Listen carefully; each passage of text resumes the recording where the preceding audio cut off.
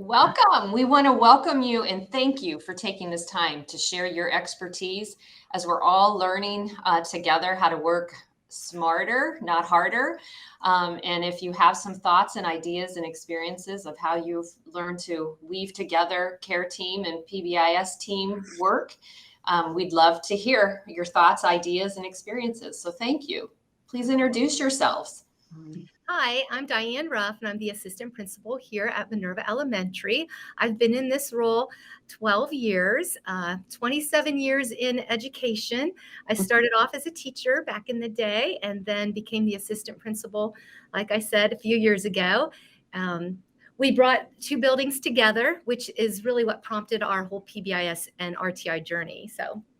And my name's Diane Farrell, and I'm the school counselor here at Minerva Elementary School. And this is my 34th year in education, and I taught fourth grade for 10 years and then became the counselor at Mary Irene Day. And then that became Minerva Elementary School when we joined the buildings together. So Diane and I have worked together. When she was a teacher, I was the counselor when she was a teacher. And then when she took on her assistant principal's role, then we became, of course, together. Started really working closely together. Got very excited about the PBIS and the RTI back probably about 2013, 14, I think is when we started doing all of the workshops with SST9. And And like she said, that came out of joining two buildings, which had different philosophies and wanting that to all come under the same umbrella together. And the building was wanting that too. And so and PBIS was just coming along right at the right time.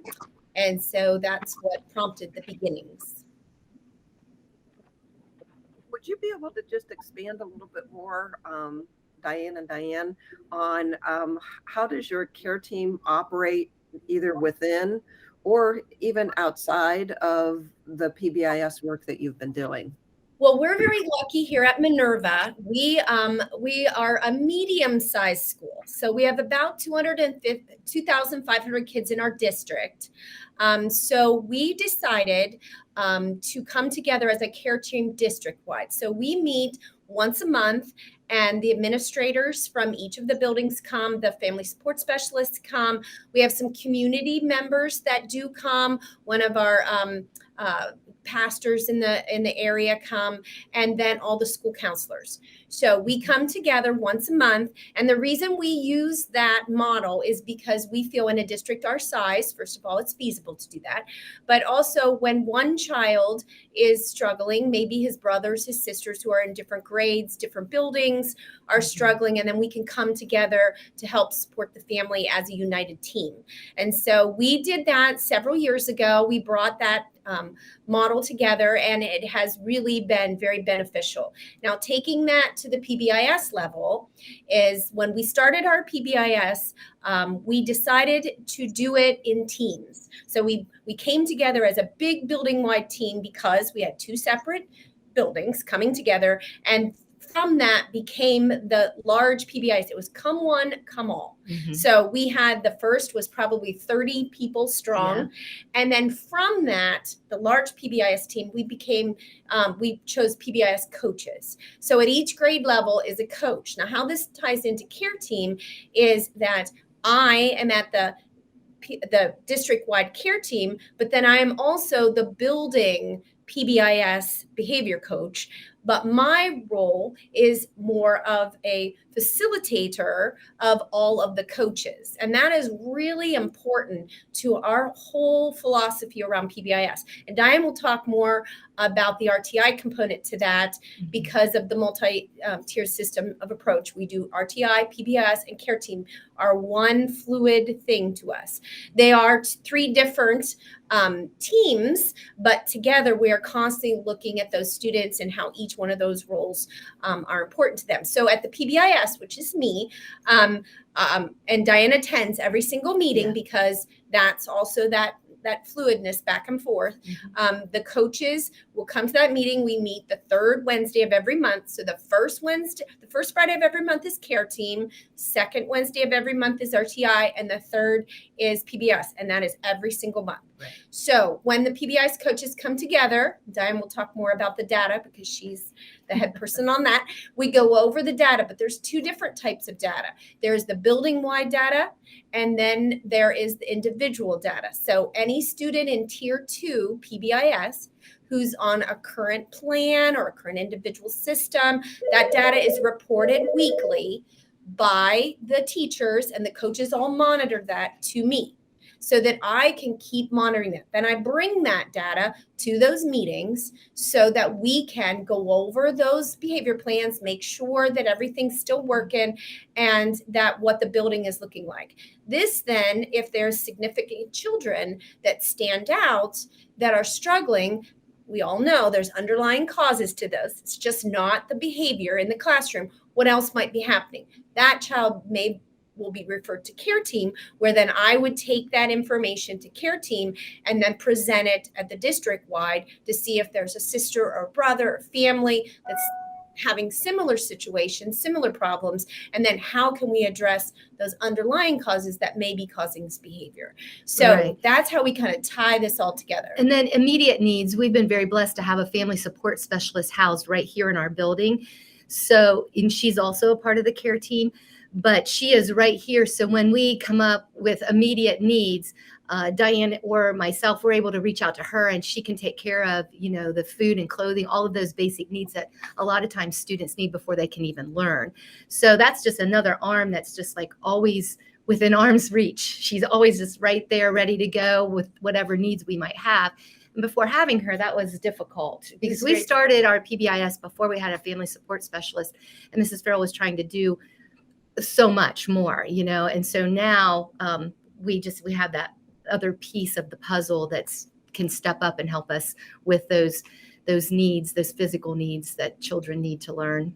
But what we can say that we've learned from this, that in the beginning, when we were formulating our system, Diane and I were more involved in all of that behavior, all of that intervention, all of that. And that's cumbersome.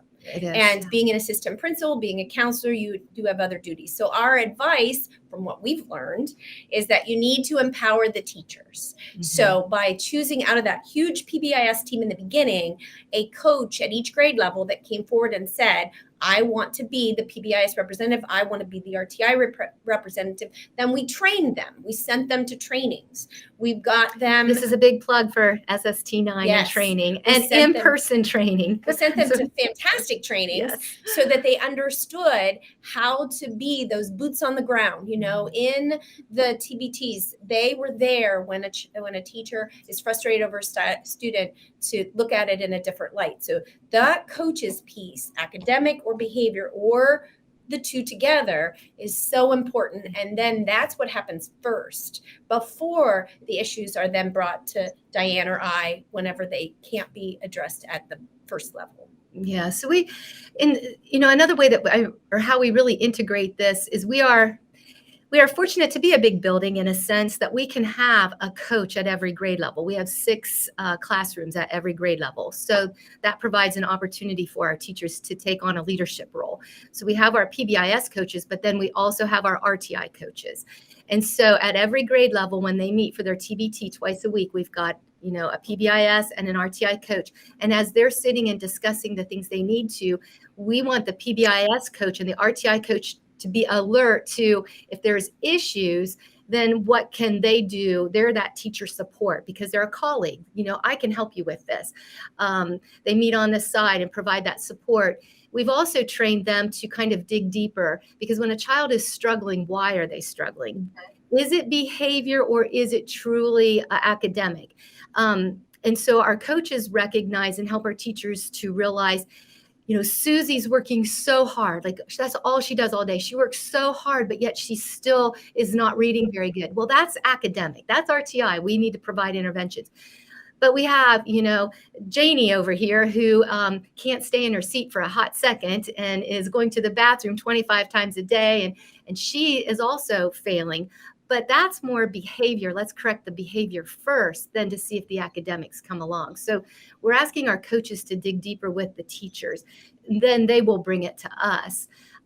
So that's the ideal model. Does it always work? Sometimes it breaks down, but we keep coming back to that, and we keep encouraging our coaches to, be on the lookout, listen to our teachers, to see which direction that we go. And then, of course, we look at the data. We use Swiss. We love Swiss. We are a big proponent of Swiss. I think everyone should use Swiss. It's amazing. Swiss, we enter all of our office referrals. We don't enter, teachers do not enter for minor things in the classroom, but when that child hits the office, we enter all of that in. And then we use that to look for patterns as to why kids are struggling. We discovered one student that sticks out in my mind is that he was always melting down around 11 o'clock. And we realized that it was just a long morning for him and he needed a break. So we gave him a job in the cafeteria and a snack. He was out of the room 10 minutes. That 10 minutes was very, very important. Yes, he missed 10 minutes of instruction, but not really, because when he was melting down, he was missing 30, 40, 50 minutes of instruction. He came right back in the room and he got right back to it. So we have lots of stories like that with children, whether they're in kindergarten or 5th grade. We're always looking for patterns. So, that data of keeping track of time of day, where it happens, all the antecedents, if you can figure out what's leading up to it, will really help you figure out how to get that child on track. And so we look at that constantly. So we print out those things before each monthly meeting. So when you talk about data driven, so I make copies of that for all of our coaches. And then we sit down and we look through that. We look, what are our significant kiddos? What's happening to them right now? Has their referrals gone up, down? What's going on? Making sure that no one is having significant referrals and isn't being addressed. So that is like our catch with our data. So yes, Swiss, we would recommend that also to anyone because it's so friendly and it also gives such important data, but it's so important to go over that. And the teachers really enjoy having that data and being able to use it to drive the interventions, whether it be going to care team, because there's truancy involved in that. We look at attendance and why isn't that student coming to school, and then taking that, because the new things right now with truancy is that every significant truant student needs to be addressed through care team because there's reasons that child's not coming to school. So again, integrating that whole piece of the child as to why aren't they able to access their education. Is it something at home, or is it something through behavior, or is it something through, or is it a combination of all those things? Right. So, and I follow the attendance very closely. So I hold a lot of attendance meetings. And so when we have the attendance meetings, we want the parents to come in or do a phone conference with us. I always include Mrs. Farrell because she's our school counselor. But then a lot of times, Monica will sit in, our family support specialist will sit in, because especially if I suspect that there's other issues going on. So again, that takes it back to the care team because both of them are linked to the care team. So then they can take it back to the care team because oftentimes they will hear, oh, the sibling is missing school as well, So again, there's that link back to the care team. So we just work very closely together on all of that. So I don't know, do you have any other questions for us? Like I said, we could talk all day. I am so impressed by how you talk about the why and that everybody's involved and could be a helper in addressing the why between the PBIS coaches and the interventions identified, between if it needs to be academic, if it needs to be care team related and family support can come in. That is amazing. Here's a follow-up question that we didn't plan for. But when knowing that you have key community partners that sit on that care team, the family support specialists, the mental health clinicians, the prevention specialists, even the pastor from your local church, are they involved in PBIS training so that they know your school expectations so that they can help reinforce what you're also asking your teachers to reinforce with students for consistency? Yes and no. And I'm going to tell you the answer to both those questions. In the beginning of the school year, we do a PBIS boot camp every year. So for our staff. We do staff. one for the children, but we do one for our staff. And we also have our PBIS coaches run that for the most part. They do the the teaching, the refreshing of, all of our PBIS. So before school starts, Mhm. each one of our coaches will take a segment of our PBIS program and reteach it. Mhm. And so we do it like little stations, every 15 minutes, ding, the buzzer rings, you go on to the next one. We're constantly moving them through all those stations run by our coaches. Our family support specialist is part of that. Also, our ComQuest people come to that. So now, does the pastor come to that? Not usually, but you know what? We could invite him. As you said, but I if thought, you're talking about people who work with our kiddos in our school, Mhm. they do come to that. So do they understand the PBIS expectation? Absolutely, because they are part of that training. And we do it every year. And it's really important because new teachers coming into the district, now we've got them, taken care of, where you just don't think about that if a program starts to last several years. And it also gives a good reminders to even our current teachers, that might be struggling with a section of it, class meetings or behavioral conferences or whatever. We do a little introduction on those, a little shot lesson in the on arm. them, shot in the arm. And then they're part of that. So that's just a refresher we do every year. And our PBI, we are very lucky. Our PBIS and our TI coaches do get stipends. They do get, a little pay at the end, not much, not enough, but they get a little pay. And then that helps towards training for that, and being a part of that and coming in August and getting contact hours to do that. So we have done that every year, except for COVID, but, and we feel that's really important. So yes, your question is answered. They do. And that's how that happens. Mm-hmm. That's fabulous. That's fabulous. You have given a wealth of information to support teams in other districts and other buildings as they're considering how do they connect dots, how do they make this work so that it's impactful and effective and not draining on the staff that often feel they have to be in multiple meetings. Is there any one takeaway, lesson learned, just something that you really want others to hear as they dive into this work? You have to include the entire staff. When you are creating that matrix and you're creating the major and minor behaviors, the very groundwork, the tier 1, we included the entire building. We did meet in June. I want to say it was June 12th. So we were already out of school. We did give 6 hours to come in, but we included, we were one building two buildings coming together as one. So there were lots of philosophies. And when people heard that we were redoing the discipline, in the office, everybody was up in arms because they all have their personal beliefs. So we opened it up to everybody, and it was a really good day. We had enough RTI training and PBIS training to kind of, as a teacher, where you want to take your students, but we have to allow the process. So we kind of knew where we wanted to go. So we had that roadmap, but we allowed people to just, what is it that you want this building to look like? What do you expect children to do during the day? And we just used chart paper and we just charted it. And what we found out was the 30 teachers that were there, we all wanted the same thing. We wanted kids to be quiet in the hallway.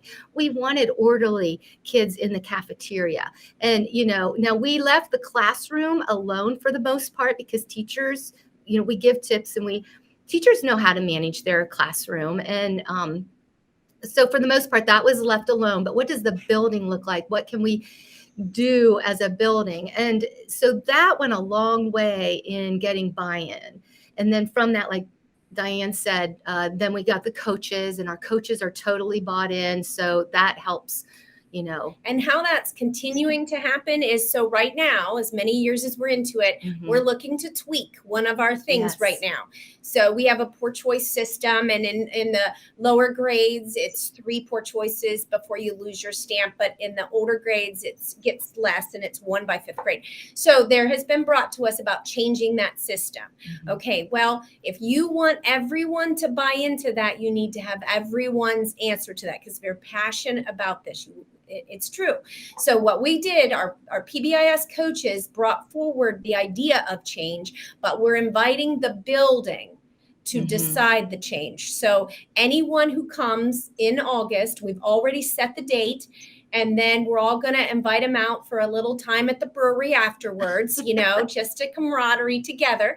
But there's a 2-hour session set up where everyone can come, put their ideas out there that's interested, and the PBIS coaches will run that. But our little tip is, do not always have the same people Yeah. making your rules. Make sure that you invite Anybody everyone's that wants to be a part of ideas. it. And then at the end of the day, you will have a lot more buy-in from your staff. This is awesome. I mean, not only have you created community and, you know, looking at what you can do to support your students and families in a holistic way, it sounds like you're doing the same for your adults, for the staff in your building, is how do you bring them together around community and alignment as well, so that they just feel part of the process and can support the process. When you're making large decisions like that, Yeah, large. like at our last PBIS meeting, we looked at the month of May, which is a scary month sometimes, right? We all know it. And we've looked at our data in right now. So our PBIS team made up an idea, and we had done this at Christmas time, where the different homerooms are competing against no office referrals. So they get a little raindrop that we made up, and they put outside their door each night if they don't have a poor choice or in their room that day. And then the winner from that grade level is going to have a water gun experience with our gym teacher at the end. Each grade level is going to have one win. Okay. But the idea of that is the PBIS team came up with that, trying to be proactive against office referrals in May. The whole building did not need to be part of that decision. That's a small decision PBIS team came up with. A large decision by changing what makes a red stamp or a green stamp, that needs to be a when we're looking decision, at the system, you know, we're big on making sure our systems are very strong. And so when we're looking at making a tweak in the system, such as what we just described, we do want input from everybody, because our system is only as strong as the buy-in of the system. And tier 1 has to be super strong, or your other tiers are not going to work.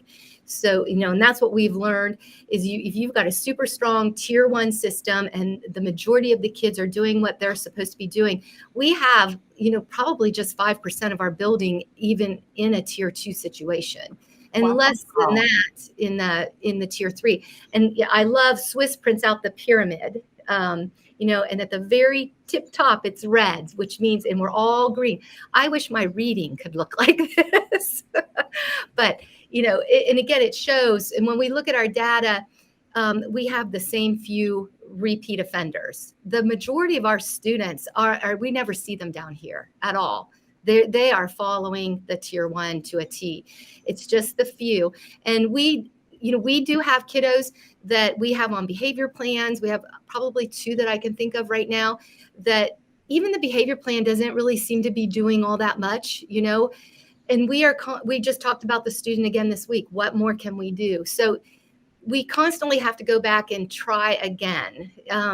Just because they're on a behavior plan, they're a tier 2 or a tier 3 behavior student, they're a lot of work. They take up a lot of time. And unfortunately, we can't always correct it like we wish we could. So we go back to the drawing board all the time. But if we look at that, we're a building of 850. Yeah. The second largest in Stark County. Yeah. And we're seriously working with like 2 students. Yeah. So that take up a lot of our time, but yes. Wow. So our systems are so strong. They have to be strong. So when the teachers or the PBIS team start to question part of our system like they were this year, then that's when we said, you know what, we've been at this a long time. Maybe it's time to make a tweak, a change. So let's open it up to everybody. Let's hear what people have to say.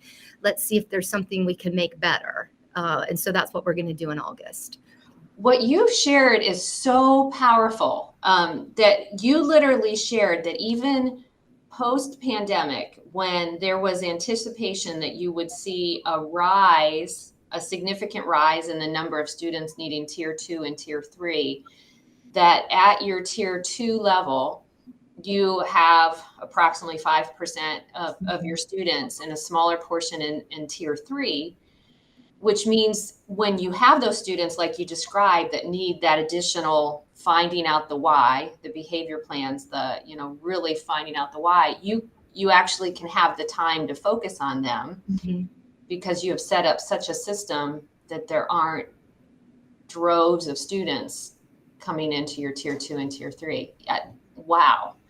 I think too, I think too, it bounces right back to what you said about that strong tier 1, you know, across the board. And way for us. It has to be strong. It has to be backed by your administration. Yeah, it really has to be backed by administration. It has to be that this is non-negotiable. We used to call it. There are non-negotiables in this building because we put it together as a team. The building put it together.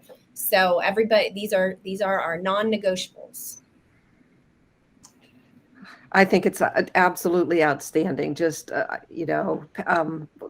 just like I said, on behalf of the work that we're doing and this video we wanted to put together for the High Impact conference, we are just so grateful that you two were able to take time out of your very busy May Day to share your wisdom and